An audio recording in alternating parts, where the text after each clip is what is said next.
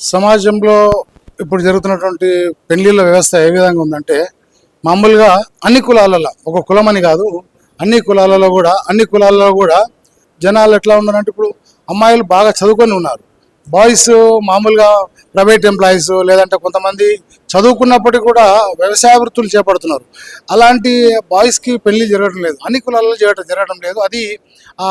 అది కొంచెం తగ్గించాలనే ఉద్దేశంతో మా Telangana marriage bureau mediators welfare association ఇది వచ్చేసి తెలంగాణ మొత్తం 4 జిల్లాల వారీగా ఉంటుంది. ఇంకా దీనికి రిలేటెడ్గా ఒక్కొక్క జిల్లాలకు ఒక్కొక్క అసోసియేషన్ కూడా కొంతమంది ఏర్పాటు చేసుకొని ఉంటారు. అవన్నీ కూడా దీనికి అఫిలియేటెడ్గా ఈ సంస్థకి కలిపి చేసుకుంటాము. ఈ ఫంక్షన్ అనేది ప్రతి సంవత్సరం ఉగాది పురస్కారాల కింద ఏర్పాటు చేస్తాము. ఈ సంవత్సరం మొత్తం మీద ఒక్క పెళ్లి చేయడం గగనం.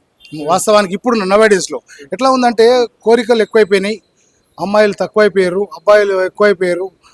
ఇప్పుడు ఉన్న అమ్మాయిలు కూడా ఇవాళ ఎట్లా ఉన్నారంటే ఇంటర్మీడియట్ చదువుతున్న అమ్మాయిలు కూడా ఈ సాఫ్ట్వేర్ ఉద్యోగిని అడుగుతారు. సాఫ్ట్వేర్ ఉద్యోగికి ఇంటర్మీడియట్ అమ్మాయికి లింక్ కలవదు. ఎందుకు కలవదు అంటే విషయం తీసుకుంటే సాఫ్ట్వేర్ అబ్బాయి ఏం చేస్తారంటే ఆయనకున్నటువంటి వృత్తిపరంగా ఆయనకు ఫ్రెండ్షిప్ కానీ ఆయనకు ఆ సంస్థలో ఎక్కువ ర్యాపో ఉంటుంది.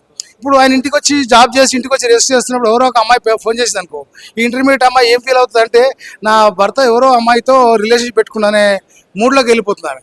అట్లాంటి కోరికలు తగ్గించుకోవాలని మేము ప్రయత్నం చేస్తున్నాము. పేరెంట్స్ చెప్పడం ప్రయత్నం చేస్తున్నాం, కానీ పేరెంట్స్ కూడా కొద్దిగా వినడం లేదు, కొందరు వింటున్నారు. ఆ రకంగా విని కొంత సమాజంలో ఇప్పుడు ఏంటంటే ఈ పోలీస్ డిపార్ట్మెంట్ అనుకోండి, లేదంటే ఆర్మీ డిపార్ట్మెంట్ అనుకోండి, లేదంటే వ్యవసాయ వృత్తులు చేస్తున్నారు అనుకోండి, ఇలాంటి మగపిల్లలకు అమ్మాయిలు ఇవ్వటం లేదు. ఎందుకు ఇవ్వటం లేదంటే మరి వాళ్ళ పేరెంట్స్ యొక్క ఆలోచన ఆ రకంగా చేసుకున్నారు వాళ్ళు. మరి ఎందుకు ఆలోచన చేస్తున్నారో అర్థం కాదు. గతంలో ఏం చేసేవారంటే పెద్దవాళ్ళు నా పెళ్ళి అయిన ఆ తరంలో ఇల్లు ఎలాంటిది, వాళ్ళ కుటుంబం ఎలాంటిది, వాళ్ళ కుటుంబం బాగోగులు ఎట్లుంటారు, వాళ్ళ వ్యవసాయ అంటే వాళ్ళ యొక్క అంటే ఎట్లా వాళ్ళ ఆర్థిక వనరులు ఎట్లా ఉన్నాయి అని చూసుకునేవారు. ఇప్పుడు అదేం చూస్తలేరు. అబ్బాయి హీరోలాగా ఉన్నాడా లేడా, సాఫ్ట్వేర్ పనిచేస్తాడా లేదా, నెలకు 1,50,000 2 లక్షలు సంపాదిస్తాడా లేదా, అలాంటివన్నీ వెతుక్కుంటున్నారు. రేపు పెళ్ళైనాక 15 రోజులకు అబ్బాయి సపోజ్ ఇవాళ ఎట్లా ఉంటుందంటే సాఫ్ట్వేర్ ఉద్యోగులు చేసే అబ్బాయిలకు కూడా వాళ్ళు పొద్దుంతా కుర్చీల మీద కూర్చొని కొంత బాగా అలసిపోయి ఉంటారు. అంటే గతంలో ఉన్నటువంటి ఆలోచనలు ఇప్పుడున్న ఆలోచనలు తేడాగా ఉన్నాయి. కాబట్టి ఆ అమ్మాయిల్ని కొన్నిసార్లు తృప్తిపరచకపోవచ్చు, ఎందుకంటే ఆయన ఉన్నటువంటి వృత్తి అలాంటిది. కాబట్టి ఆ అమ్మాయి ఏం చేస్తుంటే ఇమీడియట్గా ఎవరో ఒకరు వాళ్ళ పేరెంట్ అంటే తల్లి కావచ్చు, అక్క కావచ్చు, ఎవరో ఒకరు అడిగేసరికి ఇట్లా ఉందంటే అది వెంబడే తెల్లారి వదిలే ఇంటికి వచ్చేసి వాడు కాదు, వాడు చేసుకోడు, వాడు చేయడు, ఇక డైవర్స్కి వెళ్ళిపోతున్నారు. నాకు తెలిసినటువంటి ఒక కేసు చెప్తాను ఎగ్జాంపుల్. ఆ అమ్మాయి డైవర్స్ తీసుకున్న తర్వాత ఆ అమ్మాయి ఇంకొకతను చేసుకుంది. ఆయన పనికిరాడని చెప్పింది అమ్మాయి. ఆ పనికిరాని అబ్బాయి మళ్ళీ ఒక అమ్మాయిని పెళ్లి చేసుకుంటే 1 yearలో ఒక అబ్బాయి పుట్టిండు. ఆ బాబుకి 3 yearsలో ఒక అమ్మాయి ఒక బాబు ఆయనకి ఇప్పుడు ప్రజెంట్గా. ఆ రకంగా ఉన్నారు. ఇప్పుడు ఆ అమ్మాయి ఏమో ఈ అబ్బాయి పనికిరాడని నెట్టేసేసి డైవర్స్ తీసుకుని వెళ్ళిపోయింది. అంటే ఈ రకంగా వ్యవస్థ తయారైపోయింది. కాబట్టి మనం ఏంటంటే చాలామంది ఆ రకంగా ఆలోచించకుండా పేరెంట్స్ కూడా ముఖ్యంగా తల్లిదండ్రులు ఏంటంటే మన అమ్మాయి ఒక ఇంటికి ఇస్తున్నాం, ఆ ఇంట్లో నా బిడ్డ సుఖంగా ఉండగలుగుతుందా లేదా, నా బిడ్డ ఆ ఇంట్లో 2 పూటలు తినగలుగుతుందా లేదా, వాళ్ళతో పాటు సవ్యంగా ఉండగలుగుతుందా లేదా, ఆ విషయాలు చూసుకోవాలి. కానీ అది కాకుండా పిల్లగాడు పొడుగ్గా ఉండాలి, ఎర్రగా ఉండాలి, మీసాలతో సోరగా ఉండాలి, ఇట్లాంటి ఆలోచనలు పెట్టుకోకూడదని నా ఆలోచన. ఇప్పుడు మనిషి ఆకారం ఎట్లా ఉన్నా మనిషి యొక్క మనసు ముఖ్యంగా చూడాలి. మనసు అంటే కనబడదు, మనిషి అవతారం కనబడుతుంది. సో ఆ రకంగా చూస్తున్నారు. ఆ రకంగా చూడడం సరైనది కాదు. కాకపోతే మీరు ఒకవేళ నచ్చకపోతే ఇంకా కూడా మీకున్నటువంటి మీరు ఇవ్వాలనుకున్న అమ్మాయికి కూడా వాళ్ళు కూడా మీకు ఎక్కడో ఒక చోట బంధుత్వంలో కలిసి ఉంటారు, తగిలి ఉంటారు.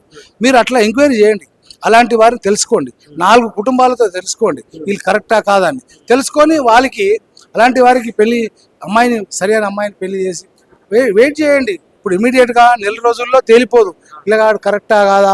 ఇది అనేది వ్యవహారం అనేది 1 రోజుల్లో 2 నెలల్లో తెలిపే వ్యవహారం కాదు. ఎందుకంటే నవేడేస్లో ఉన్నటువంటి ఈ జాబ్ పరంగా ఉన్నటువంటి స్ట్రెస్ ఏదైతే అంటామో అది చాలా విపరీతంగా ఉంటుంది బాయ్స్లో, అబ్బాయిలలో. ఇది గమనించాలి ముఖ్యంగా పేరెంట్స్, అది గమనించరు. ఏంటంటే పెళ్లి చేసినామా లేదా ఇక లోపల నాకు మనవడో మనవరాలు ఎత్తుకొని ఉరగాల అన్న ఫీలింగ్లో ఉంటారు. అది కాదు, అది ముఖ్యం కాదు. కాకపోతే మన సంసారం ముఖ్యం, మన జీవితం ముఖ్యం, మన బిడ్డ వాళ్ళ ఇంట్లో చక్కగా కాపురం చేసుకోవడం ముఖ్యం. 100 సంవత్సరాలు వాళ్ళ ఇంటికి మనం కన్యాదానం చేసినట్టు చాలా గొప్పవాడు. కాబట్టి అలాంటి వాడు ఆ రకంగా ఆలోచించి అమ్మాయిల పెళ్లి చేస్తే బాగుంటుందని నేను నా సొంత అభిప్రాయం. ఈ రకంగా ఉండాలని కోరుకుంటున్నాను. పేరెంట్స్ కూడా ఎవరు కూడా ఆ రకంగా ఉండాలి, ఆ రకంగా ఆలోచన మార్చుకోవాలనే ఆలోచన చేస్తున్నాను. నేను కూడా చెప్తా జీవితంలో ఎవరు ఎంత సంపాదించినా కూడా చివరికి పెళ్లి అనేది ఒక దిశగా మార్చుకొని మంచిగా పెళ్లి చేసుకొని జీవితాన్ని అనుభవించాలనుకుంటాను. కానీ ఇప్పుడున్న ఈ జనరేషన్ లో నెలకి ప్రేమించుకొని 2 నెలలకు పెళ్లి చేసుకొని 6 నెలలకి డివర్స్ అయ్యేటువంటి సిచ్యువేషన్ లో సమాజం ఉందంటే మీరు దీనికి అగ్రీ చేస్తారా? 6 నెలలు కాదు బ్రదర్, ఇది 15 days లో కూడా విత్ ఇన్ వీక్ లోపల కూడా ఇళ్లలోకి వెళ్ళిపోయి అమ్మాయిలు డివోర్స్ తీసుకుని డివోర్స్ అప్లై చేసిన కేసెస్ ఉన్నాయి. ఒకప్పుడు మన ఇక్కడ ఉన్నటువంటి కోర్టులలో చూసుకుంటే క్రిమినల్ క్రైమ్ కేసెస్ ఎక్కువ ఉండేటివి, వేలలో ఉండేటివి. క్రైమ్ కేసెస్ తగ్గిపోయినాయి, డివోర్స్ కేసెస్ క్రైమ్ కేసెస్ వెళ్ళిపోయినాయి. అంటే క్రైమ్ కోర్టు డివోర్స్ కోర్టుగా మారిపోయింది. ఈ క్రైమ్ కోర్టు ఏదైతే ఉందో అది ఇప్పుడు డివోర్స్కి వచ్చేసింది. డివోర్స్ కోర్టు ఏదైతే ఉందో క్రైమ్లోకి వెళ్ళిపోయింది. అంటే స్థలం సరిపోక వాళ్ళకి ఆ రకంగా మార్చుకున్నారు. ఈ రకంగా డివోర్స్ కేసెస్ పెరిగిపోయినాయి.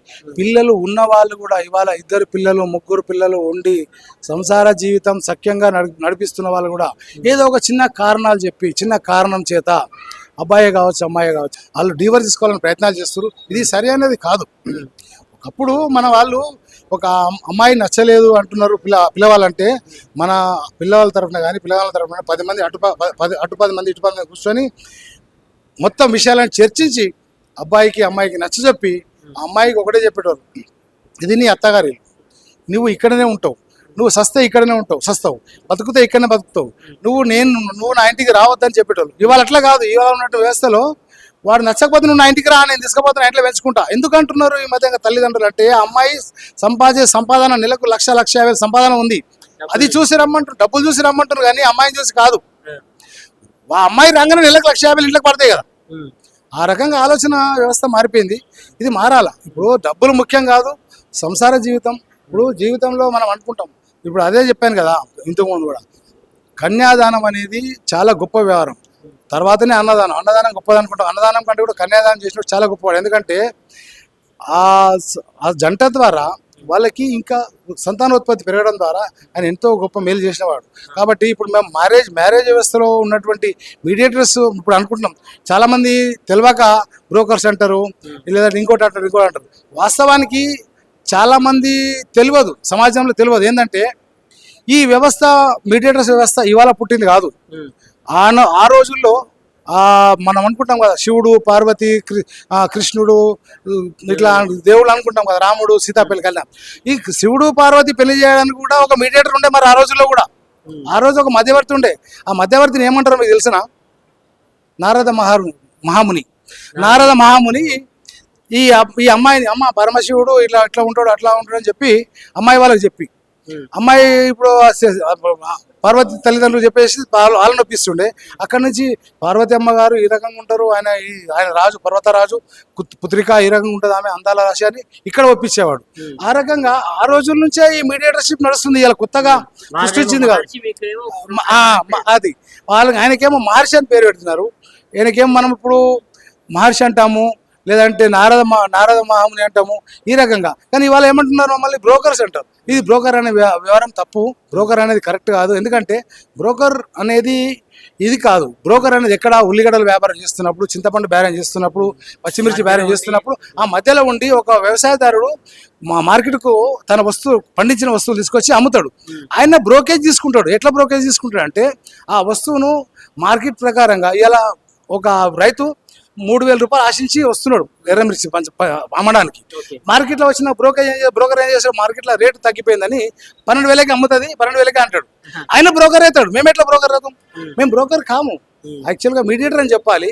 ఈ వ్యవస్థలో ఎవరైనా సామాన్యంగా అందరు తెలుసుకోవాల్సిన విషయం ఏంటంటే, మ్యారేజ్ మీడియేటర్ ఎవరైనా, నేనే కావచ్చు ఇంకెవరైనా కావచ్చు, మీ ఇంటికి వచ్చే ప్రతి ఒక్కరిని కూడా బ్రోకర్ అనగానే దయచేసి ఒక మ్యారేజ్ మీడియేటర్ అని గౌరవించండి. ఇప్పుడు చూడండి, మీకు కావాల్సిన మీకు ఇంట్లో ఉన్న కొడుకు కానీ బిడ్డకు కానీ పెళ్లి చేయాలంటే ఇవాళ ఒకప్పుడు మీ ఇళ్లలో మీ అన్నదమ్ముళ్ళు అక్కచెల్లెళ్ళ ద్వారా జరిగేటటువంటిది ఈ వ్యవస్థ ఈరోజు మా దాకా వచ్చిందంటే మీ ఆశలు పెరిగిపోయినాయి. మీ ఆశలు పెరిగిపోయినాయి కాబట్టి మీకు మీ మీ బంధువులలో దొరకరు కోరుకున్న విధంగా. మీరు కోరుకున్న విధంగా మీ బంధుత్వంలో దొరకరు. ఇంకొకటి ఏదో కోరుకుంటారు. మీరు కోరుకున్న చూపించినప్పుడు ఇంకోటి ఏదో కావాలనుకుంటారు. ఏదో ఒక వంక పెట్టి మళ్ళీ ఇంకోటి అంటారు. ఇట్లా 99 అడుగుతారు. 99 కాకుండా మీకు నచ్చిన దాంట్లో చేసుకుంటే బాగుంటుంది.